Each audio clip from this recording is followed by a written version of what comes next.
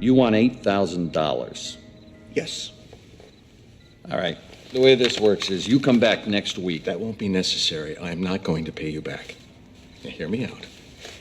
There's no way I can get the money to pay you. But instead of making you go through that whole stupid charade where you keep calling me and I keep making lame excuses until you hunt me down, I am willing to go straight to the leg breaking.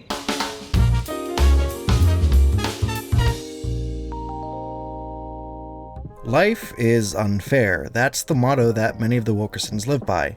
But it wasn't always that way for Hal, the family's patriarch. Born to a wealthy family, Hal decided to give it all up for love when he married Lois and was subsequently cut off. He did his best to provide for his wife and children, so let's get into how broke is Hal Wilkerson. As always, consider this your official spoiler warning for the entirety of Malcolm in the Middle, despite it ending over 15 years ago. And hey, while we're here, comment down below what you'd like to hear me talk about next. It definitely helps the algorithm not hate my channel. And follow me on Twitter at 10kbill to stay up to date on everything and maybe see some pictures of my cats.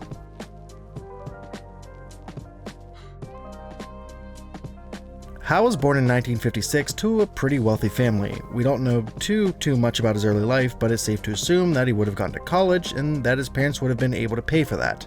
But we do know that at some point Hal began dating Susan Wilker, Lois's sister, who his parents approved of. But in 1982, Hank would decide to break up with Susan for Lois, something that surprises, well, everyone. Hal's parents didn't approve of Lois and thus cut Hal and Lois off. The two of them would be married the following year, and Lois would give birth to the couple's first son, Francis, during their wedding.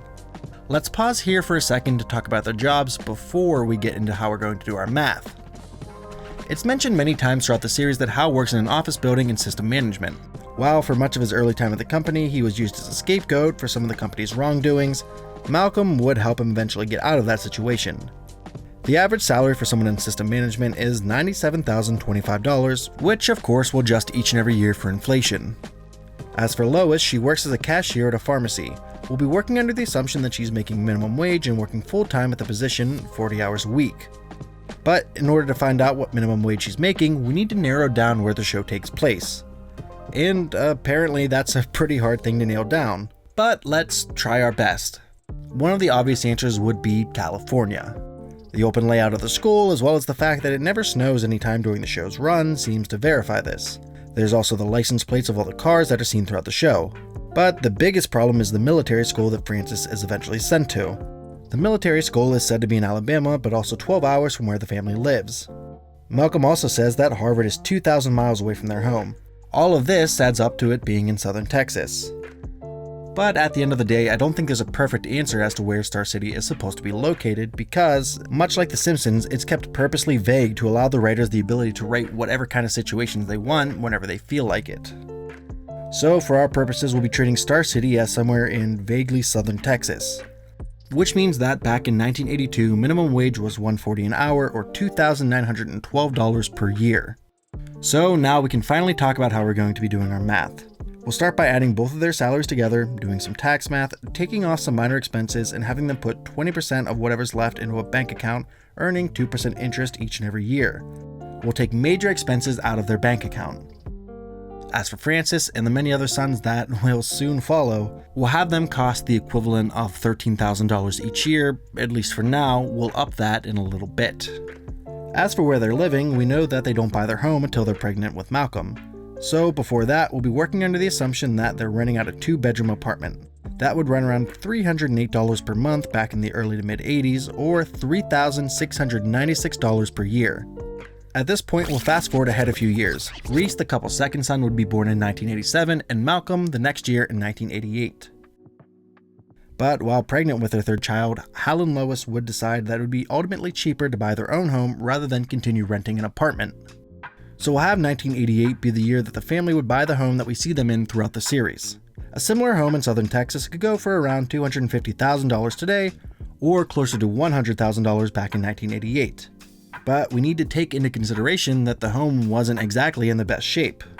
So we'll instead lower the price point of the house even lower to $60,000. We'll have them put $25,000 down for the house and take out a 30-year mortgage. With that in mind, it means that through 2018, they'll be paying out $374 per month or $4,488 per year. which, yes, is more than they were paying for their apartment. But it's important to remember that rent prices would actively be increasing each and every year. And it's very possible that by the time they bought their house, they would have been paying more in rent than they would be for their mortgage. And as I just said, Macolm would also be born this year. On the house's front lawn, actually. So we'll be upping the amount they're paying for their children to $39,000 total, or $13,000 per child each year. Coming out of 1988, the Wilkersons have $1,290.26. A few years later, in 1990, we'll be upping the amount that the Wilkersons are spending on each of their children from $13,000 per year to $15,000 per child.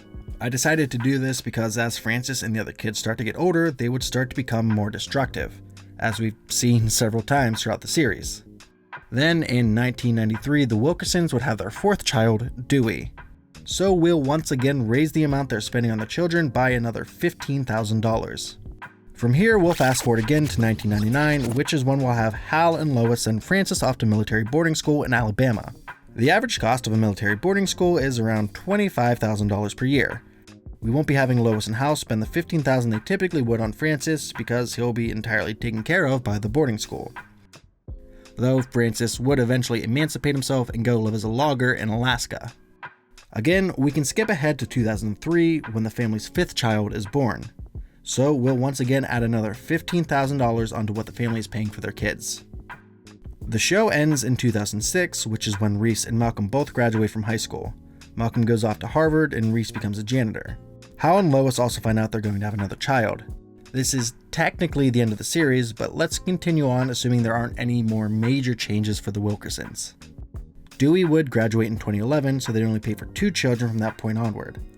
They would pay their house off in 2018, so they wouldn't need to pay their mortgage anymore. And that would bring us to current year 2020. By this point, the family would have $210,341.62 saved up. Most of that would actually be from after the series ends. Their house, which has been beat to hell and back, would still only be worth around $60,000. This means that the Wilkersons are worth $270,341.62. Which is actually pretty good considering how much we've seen the family struggle through most of the series. I mean, we know that Dewey will be incredibly rich and have an easy life, and Macolm will probably be president, but it's nice to know that Hal and Lois are also doing well. But anyways, this has been 10K Bill, and thanks for watching. Comment down below what you'd like to hear me talk about next. Follow me on Twitter at 10K Bill to yell at me about anything I may have missed.